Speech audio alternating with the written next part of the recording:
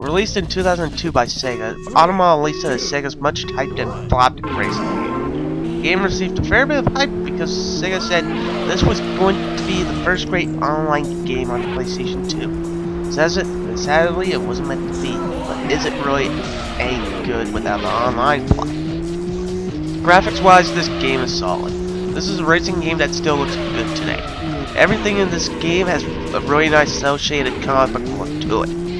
The cars also look pretty damn cool in the game as well, with tons of different kinds of cars, from Camaros to Dodge Vipers. There's also a fair amount of customization, so you can really make your own kind of Dodge Camaro, and it all looked great for a 2002 game.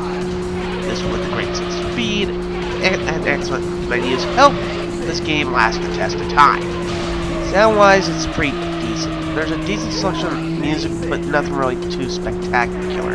Aside from that, the game's just in general very respectable. I like some of the car sounds, and there's nothing really here that's gonna make you go, oh, that was a really awesome track of the game.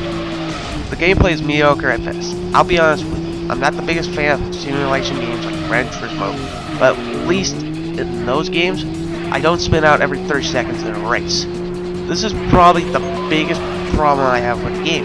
Controls are so touchy that it's hard enough to keep the car going in a straight line, but gets even harder making turns. I personally will never figure out how to get a good grip of the controls.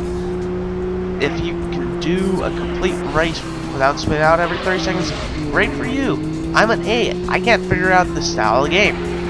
The one thing I will say about that's really positive is that it's all the standard modes such as time attack and career. It's early use of online play for the PlayStation 2, some cool ways to customize your cars. But at the end of the day, if the game doesn't play well and it's not fun to play, it all really doesn't matter.